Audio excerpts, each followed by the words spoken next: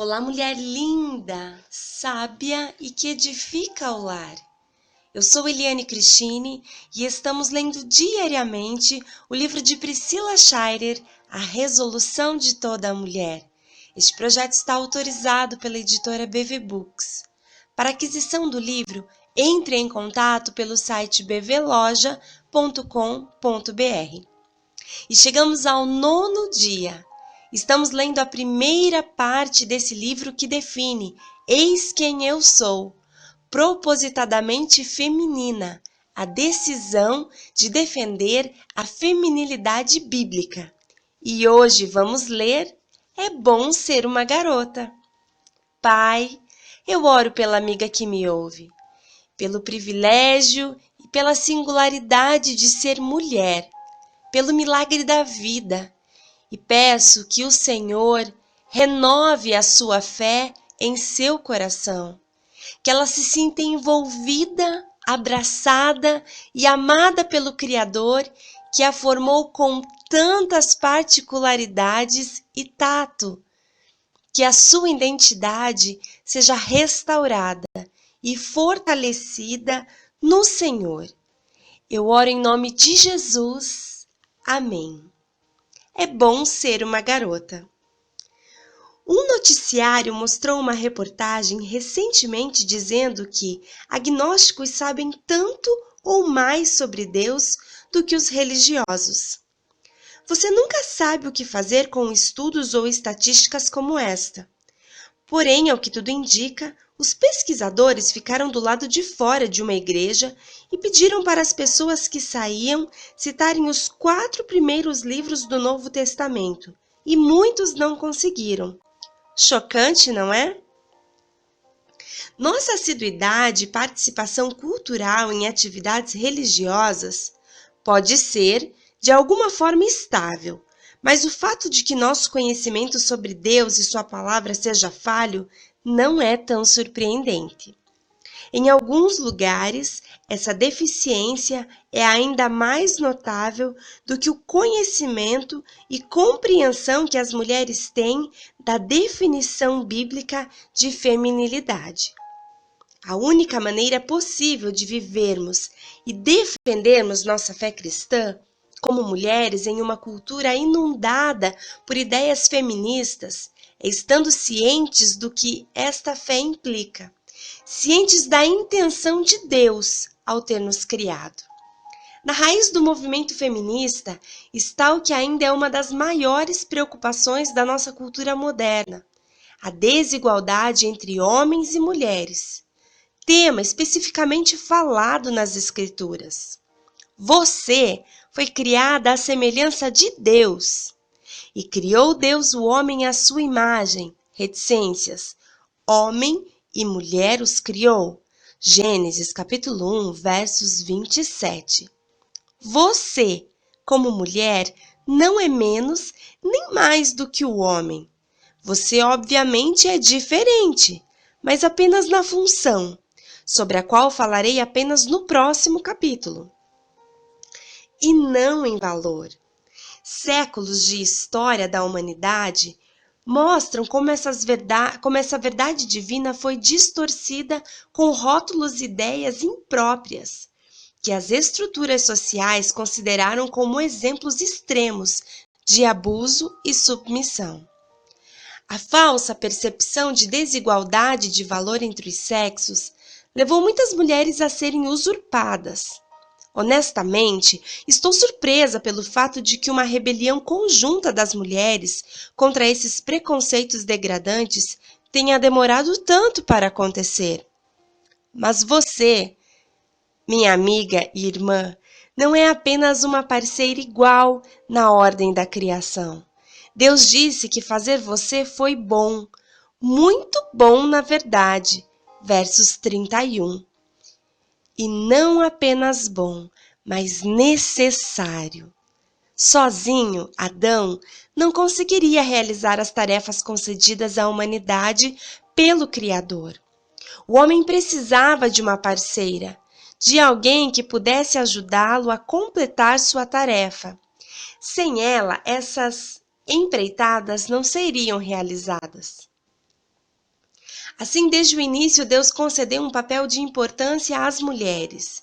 Elas eram boas, pois carregavam sua imagem e necessárias na concretização de seus propósitos na Terra. Olhe à sua volta e veja a esfera de influência na qual o Senhor a colocou.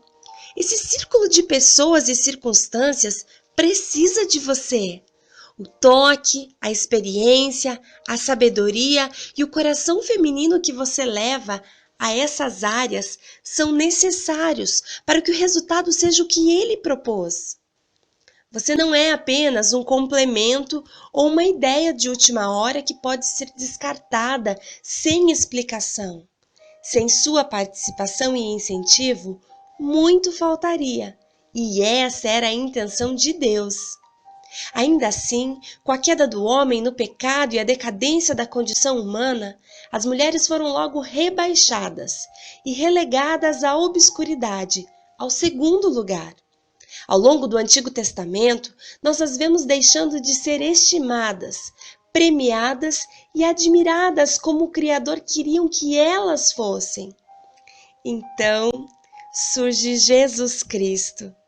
Com a vinda do Messias no Novo Testamento, Deus reafirmou a importância das mulheres pela vida de Cristo, que se opôs à cultura que diminuía a relevância e o valor da mulher.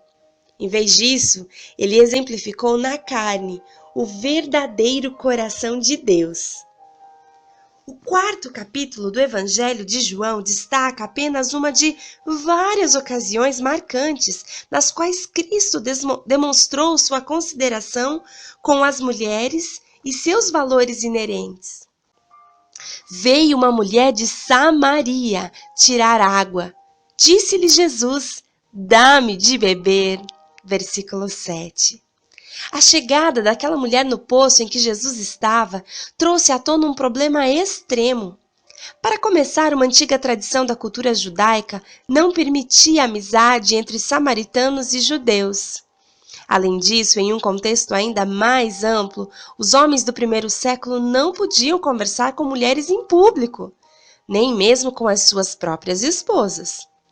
Então não era apenas culturalmente impróprio para Jesus ser visto falando com aquela mulher, mas o fato seria considerado escandaloso por quem passava e via. Seria mais que um desvio de conduta, seria chocante e vergonhoso. Mas é de Jesus que estamos falando, um revolucionário que nunca procurou se adequar às normas da sociedade e que, no entanto, preferiu colocar-se contra ela, a fim de mudá-la e apresentar uma nova ordem mundial para a sua geração e para cada geração que o seguiria. Então foi isso que ele fez. Jesus não apenas deu início a uma conversa casual com ela, mas também perguntou suas opiniões sobre assuntos teológicos, sobre os quais homens de seu tempo nunca esperariam que uma mulher fosse capaz de falar. Apesar da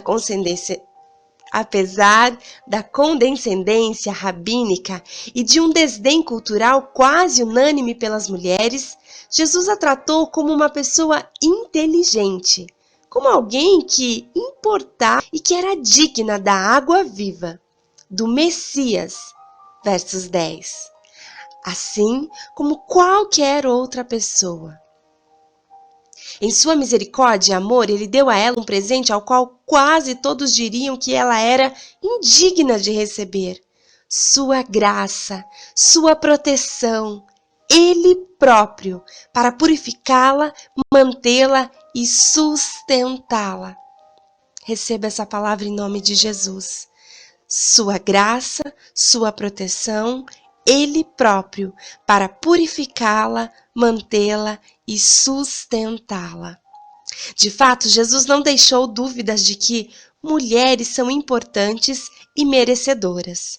Assim como dignas de confiança, ao comportar-se daquela forma com a mulher, ele não somente a abençoou com o dom da salvação, como confiou a ela o dever de transmitir sua mensagem aos outros. Depois de um encontro com Cristo em um poço, ela voltou para casa contando a todos o que aconteceu, insistindo que todos fossem ver com os seus próprios olhos. Quer saber o resultado? Muitos dos samaritanos daquela cidade creram nele pela palavra da mulher. Verso 39. Conhecer essa verdade bíblica deveria estimular nosso posicionamento em relação ao papel da feminilidade em nossa cultura imoral, porque Deus diz que somos boas, necessárias, importantes, dignas e confiáveis.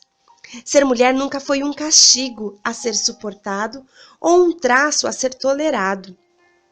A feminilidade é um dom que deve ser apreciado e estimado. Esse foi o modo que Deus escolheu para que o reconhecêssemos como Criador e Pai, e para que demonstrássemos, junto aos nossos companheiros, o desdobramento da história de amor e da relação de Cristo com a Igreja. Efésios capítulo 5, dos versos 22 ao 31. Essa é a nossa maneira especial de viver o amor dele, em um mundo severo, crítico e destruidor. Essa é a nossa dádiva para esta geração e para o mundo em que vivemos. Pasmem, ser uma garota é um privilégio. Escolha um dos vários papéis que você desempenha em sua vida e registre seu desempenho em cada um deles. Boa, necessária, um componente importante, digna de participar, confiável no desempenho de seu papel. Em quais situações e em quais pessoas você acha que o valor bíblico da feminilidade é mais desafiado e questionado?